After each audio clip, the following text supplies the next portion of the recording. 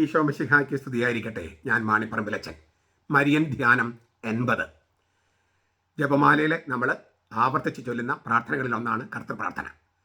കർത്തൃപ്രാർത്ഥനയിൽ നമ്മൾ ഈ 5-ാമത്തെ യാചന, ഞങ്ങൾ യാചനയിൽ രണ്ടാമത്തെ ഭാഗം, ഞങ്ങൾക്ക് ആവശ്യമായ ആഹാരം എന്നൊക്കെ പറയുന്ന രണ്ടാമത്തെ യാചനയിൽ രണ്ടാമത്തെ ഗണത്തിലുള്ള രണ്ടാം ഭാഗത്തുള്ള രണ്ടാമത്തേത്, മൊത്തം നോക്കുകയാണെങ്കിൽ 5-ാമത്തേത്, 3 അംഗയാചനകളും 4 ഞങ്ങൾ യാചനകളുമാണ് കർത്തൃപ്രാർത്ഥനയുള്ളത്. ഞങ്ങൾ യാചനകളിൽ രണ്ടാമത്തേത്, മൊത്തത്തിൽ നോക്കുകയാണെങ്കിൽ അഞ്ചാമത്തേത്. ഞങ്ങളുടെ കടക്കാരോട് ഞങ്ങൾ ക്ഷമിച്ചിരിക്കുന്നത് പോലെ ഞങ്ങളുടെ കടങ്ങളും ഞങ്ങളോട് ക്ഷമിക്കണമേ. ഞങ്ങളുടെ കടങ്ങളും പാപങ്ങളും ഞങ്ങളോട് ക്ഷമിക്കണമേ എന്നും ചൊല്ലും. ഞങ്ങളോട് തെറ്റ് ചെയ്തവരോട് ഞങ്ങൾ ക്ഷമിക്കുന്നത് പോലെ ഞങ്ങളുടെ തെറ്റുകൾ ഞങ്ങളോടും ക്ഷമിക്കണമേ, അങ്ങനെയും ചൊല്ലാറുണ്ട്. ഇതിൻ്റെ ഒരു ആമുഖ ധ്യാനം നമുക്ക് കാണാം ഇന്ന്.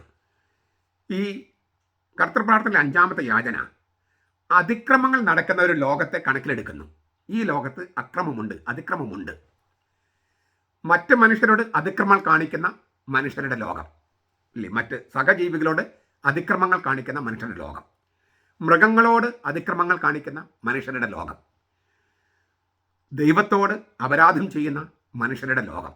അങ്ങനെ ഒരു ലോകത്താണ് നമ്മൾ ജീവിക്കുന്നത്.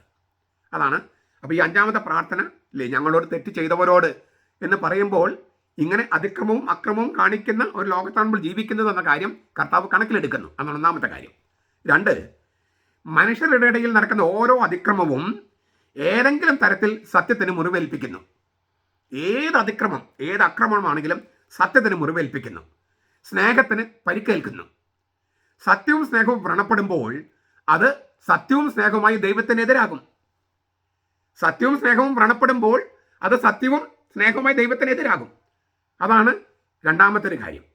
3-ാമത്തത്, പാപകർമ്മങ്ങളെ എങ്ങനെ കീഴടക്കാം, അതിക്രമങ്ങളെ എങ്ങനെ കീഴടക്കാം എന്നത് മനുഷ്യ ജീവിതത്തിൻ്റെ കേന്ദ്ര പ്രശ്നമാണ്. ഇപ്പം നമ്മൾ കേരളത്തിലാണെങ്കിൽ എന്തുമാത്രം അതിക്രമങ്ങളാണ് ഓരോ ദിവസവും. പേടിപ്പെടുത്തുന്ന തരത്തിലാണ് കൊലപാതകങ്ങൾ തുടങ്ങിയുള്ള കാര്യങ്ങൾ കാണുന്നത് ഓരോ ദിവസവും. അപ്പോൾ ഈ പാപകർമ്മത്തെ, അതിക്രമങ്ങളെ എങ്ങനെ കീഴടക്കാം എന്നത് മനുഷ്യ ജീവിതത്തിൻ്റെ കേന്ദ്ര പ്രശ്നമാണ്. എല്ലാ മതങ്ങളുടെയും ചരിത്രം കറങ്ങുന്നത് തന്നെ ഈ പ്രശ്നത്തിന് ചുറ്റുമാണ്. പാപകർമ്മങ്ങളെ എങ്ങനെ കീഴടക്കാം, അതിക്രമങ്ങൾ എങ്ങനെ കീഴടക്കാം. കുറ്റകൃത്യം പ്രതികാരത്തിന് കാരണമാകുന്നു. കുറ്റകൃത്യം പ്രതികാരത്തിന് കാരണമാകും. ഫലമോ അതിക്രമങ്ങളുടെ പരമ്പര തന്നെ അരങ്ങേറുന്നു. അപ്പോൾ കുറ്റകൃത്യം എന്ന തിന്മ സീമാതീതമായി അതിരില്ലാതെ പെരുകുന്നു. രക്ഷയില്ലാത്ത വിധം അത് ചക്രവ്യൂഹം തീർക്കുന്നു, ഇല്ലേ? കുറ്റകൃത്യം, പ്രതികാരം, അങ്ങനെ അതിക്രമങ്ങളുടെ പരമ്പര. അപ്പോൾ കുറ്റകൃത്യം എന്ന തിന്മ സീമാതീതമായി അതിരുകളില്ലാതെ പെരുകയാണ്. രക്ഷയില്ലാത്ത വിധം അത് ചക്രവ്യൂഹം തീർക്കുകയാണ്.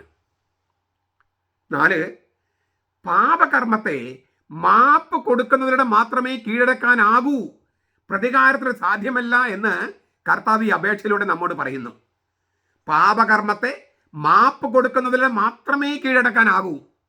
നന്മ കൊണ്ട് മാത്രമേ തിന്മയെ കീഴടക്കാനാകൂ. തിന്മ കൊണ്ട് തിന്മയെ കീഴടക്കാനാവില്ല. പ്രതികാരത്തിലൂടെ സാധ്യമല്ല. പ്രതികാരത്തിലൂടെ പാപകർമ്മത്തെ കീഴടക്കാൻ കഴിയില്ല എന്നാണ് കർത്താവ് ഈ അപേക്ഷയിലൂടെ നമ്മെ പഠിപ്പിക്കുന്നത്.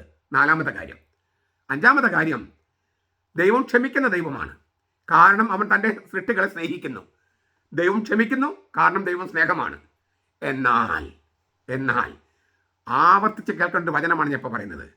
ദൈവികമായ ആ മാപ്പ് പ്രവേശിക്കുന്നതും കാര്യക്ഷമമാകുന്നതും ക്ഷമിക്കാൻ തയ്യാറുള്ളവരിൽ മാത്രമാണ്. ദൈവം ക്ഷമിക്കുന്ന ദൈവമാണ്. കാരണം അവൻ തൻ്റെ സൃഷ്ടികളെ സ്നേഹിക്കുന്നു. എന്നാൽ ദൈവം നൽകുന്ന ഈ മാപ്പ് പ്രവേശിക്കുന്നതും കാര്യക്ഷമമാകുന്നതും ക്ഷമിക്കാൻ തയ്യാറുള്ളവരിൽ മാത്രമാണ്. അനുദപിക്കാൻ തയ്യാറല്ലാത്തവരിൽ ദൈവത്തിൻ്റെ ക്ഷമ പ്രവേശിക്കില്ല, കാര്യക്ഷമമാകില്ല. ഞാൻ വളരെ കാലികമായ ഒരു ഉദാഹരണം പറയാം. എറണാകുളം അങ്കമാലി അതിരൂപതയിലെ വിമത വൈദികർ, അല്ലേ, അവർ ചെയ്യുന്ന തെറ്റിന് ഞാൻ ചൂണ്ടിക്കാണിക്കുമ്പോൾ പലരും കമൻ്റ് ഇടുകയാണ്, ക്ഷമിക്കുന്ന ദൈവമല്ലേ, സഹോദരന്മാർ ക്ഷമിക്കണ്ടേ, പകയും വെറുപ്പുമാണ് അച്ഛൻ പ്രഘോഷിക്കേണ്ടതെന്നാണ്. ഞാൻ ആവർത്തിച്ച് പറഞ്ഞിട്ടുണ്ട്, ഈ വൈദികരിൽ 99.9% വൈദികരെയും എനിക്കറിയില്ല. അവരുടെ വ്യക്തിപരമായിട്ട് എനിക്ക് യാതൊരു പകയോ വെറുപ്പോ, അവരെനിക്ക് നേരിട്ട് വ്യക്തിപരമായിട്ട് ഒരു തിന്മ ചെയ്തിട്ടില്ല. ചിലരൊന്ന് ചില കമൻ്റൊക്കെ എടുത്തതൊക്കെ അതൊന്നും അത്ര വലിയ കാര്യമായിട്ട് ഞാൻ കരുതിയിട്ടുമില്ല. ഒരാളോട് എനിക്ക് പകയില്ല, വെറുപ്പില്ല, എനിക്ക് അവരറിയില്ല. അപ്പോൾ അവരോടുള്ള പകയോ വെറുപ്പോ വിദ്വേഷമോ ഒന്നും എൻ്റെ മനസ്സിലില്ല. അങ്ങനെ ഞാൻ ചിന്തിച്ചിട്ട് പോലുമില്ല. അതേസമയം അവർ കർത്താവിനെതിരെയും മാർപ്പാപ്പയ്ക്കെതിരെയും സഭയ്ക്കെതിരെയും തിരുവചനത്തിനെതിരെയും പെരുമാറുമ്പോൾ അത് തെറ്റാണെന്ന് ഞാൻ ചൂണ്ടിക്കാണിക്കേണ്ടതുണ്ട്.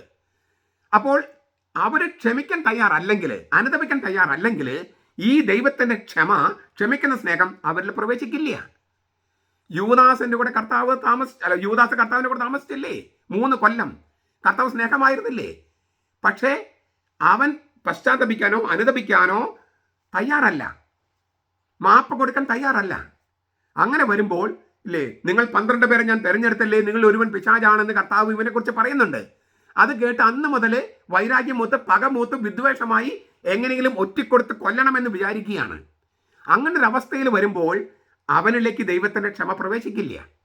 കാല് പിടിച്ച് മാപ്പ് ചോദിച്ചിട്ടും അവൻ തയ്യാറായില്ല ഈ ഒറ്റക്കൊടുക്കലിൽ നിന്ന് പിൻവാങ്ങാൻ. കാരണം ഞാൻ ആവർത്തിക്കുകയാണ്, ദൈവികമായ മാപ്പ് പ്രവേശിക്കുന്നതും കാര്യക്ഷമമാകുന്നതും ക്ഷമിക്കാൻ, അതുപോലെ തന്നെ അനുതപിക്കാൻ തയ്യാറുള്ളവരിൽ മാത്രമാണ്. ധൂർത്തപുത്രന്റെ കഥയില് ആ ധൂർത്തപുത്രൻ തിരിച്ചു വരികയാണ്, പശ്ചാത്തപിച്ച് തിരിച്ചു വരികയാണ്. അപ്പോഴാണ് പിതാവ് ആലിംഗനം ചെയ്തത്. പശ്ചാത്തപിച്ച് തിരിച്ചു വരുന്നത് വരെ പിതാവ് കാത്തിരുന്നു. ദൈവത്തിന് അക്ഷമയൊന്നുമില്ല കാത്തിരിക്കുന്നതിന്, പക്ഷെ അവൻ തിരിച്ചു വരണം. ഈ വിമത വൈദികരും അനുതപിച്ച് തിരിച്ചു വന്നാലേ സഭ ആലിംഗനം ചെയ്യുക, ദൈവം ആലിംഗനം ചെയ്യുക. അതുവരെ സഭ കാത്തിരിക്കാൻ ചിലപ്പോൾ ദൈവം കാത്തിരിക്കാം.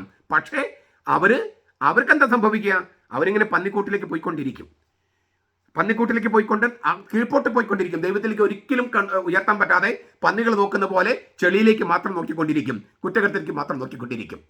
ചുരുക്കത്തിൽ അതിക്രമങ്ങൾ നടക്കുന്ന ഒരു ലോകത്താണ് നമ്മൾ ജീവിക്കുന്നതെങ്കിൽ ഈ അതിക്രമത്തെ മറികടക്കാനുള്ള ഒരു മാർഗമാണ് കർത്താവ് പറയുന്നത്, മാപ്പ് കൊടുക്കുക. പക്ഷെ മാപ്പ് കൊടുക്കണമെങ്കിൽ, അല്ലെങ്കിൽ മാപ്പ് പ്രവേശിക്കണമെങ്കിൽ, ഈ ക്ഷമ കാര്യക്ഷമമാകണമെങ്കിൽ പരസ്പരം ക്ഷമിക്കാനും പ്ലസ് അനുതപിക്കാനും, തെറ്റുകുറ്റങ്ങളെ ഓർത്ത് അനുതപിക്കാനും തയ്യാറാകണം. അപ്പോൾ കർത്തൃപ്രാർത്ഥന ചൊല്ലുമ്പോൾ ഇത് വലിയൊരു വ്യവസ്ഥയായിട്ട് വെച്ചിരിക്കുകയാണ് കർത്താവ്. ഈ ദൈവത്തിൻ്റെ ക്ഷമ, ദൈവത്തിൻ്റെ സ്നേഹം നമ്മിൽ പ്രവർത്തിക്കണമെങ്കിൽ നമ്മിൽ സ്നേഹവും ക്ഷമയും അനുതാപവും അത്യാവശ്യമാണ്. വെറുതെ അങ്ങ് പ്രവർത്തിക്കാൻ പറ്റില്ല. കാരണം നമ്മൾക്ക് യെസ് പറയാനും നോ പറയാനും കഴിവുള്ള സ്വാതന്ത്ര്യമുള്ള മനുഷ്യരാണ്, ജീവികളാണ്. നമ്മുടെ സ്വാതന്ത്ര്യത്തെ കർത്താവ് ബഹുമാനിക്കുന്നു. സ്വാതന്ത്ര്യമാണ് മനുഷ്യനെ മനുഷ്യനാക്കുന്നത്. നമുക്ക് ദൈവത്തോട് നോ പറയാനും യെസ് പറയാനും കഴിവുണ്ട്. യെസ് പറഞ്ഞാൽ അവൻ്റെ കൃപ, അവൻ്റെ സ്നേഹം, അവൻ്റെ ക്ഷമ നമ്മിലേക്ക് പ്രവേശിക്കും. നോ പറഞ്ഞാലോ അത് നമ്മളെ ഹൃദയത്തെ കഠിനമാക്കിക്കൊണ്ടിരിക്കും. അങ്ങനെ സംഭവിക്കാതിരിക്കട്ടെ. നമ്മുടെ കർത്താവ് ഈശോ മിശിഹായുടെ കൃപയും പിതാവായ ദൈവത്തിൻ്റെ സ്നേഹവും പരിശുദ്ധാത്മാവിൻ്റെ സഹവാസവും നാം എല്ലാവരോടും കൂടി ഉണ്ടായിരിക്കട്ടെ, ഇപ്പോഴും എപ്പോഴും എന്നേക്കും. ആമേൻ.